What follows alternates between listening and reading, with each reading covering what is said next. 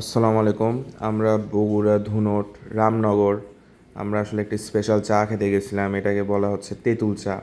এখানে প্রায় ৩১ প্রকারের মশলা দেয় এবং আহ, সাথে আপনি অন্যান্য চাও পেয়ে যাবেন। আমরা ওনার সাথে কথা বলি। কি কি চা পাওয়া যায় আপনার কাছে?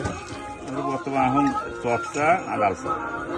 ও, মানে টক চা বলতে তেঁতুল চা। হ্যাঁ, এখন এই শীত বেড়ে আবার হবি আপনি ইয়ে চা, দুধ চা আর আপনি ও, ক্ষীর চা।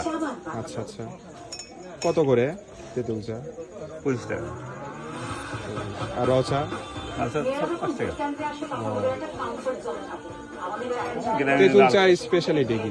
আইসবেরি, হ্যাঁ, স্পেশাল এটা সিঙ্গল, একটু নর্মাল। কতক্ষণ লাগবে? আচ্ছা, বানান, সমস্যা নেই। বাবা কাপটা তো দোকানের বয়স কত হলো? 2 বছর হলো 2 বছর। বাবা। আগে রাস্তা খারাপ তো।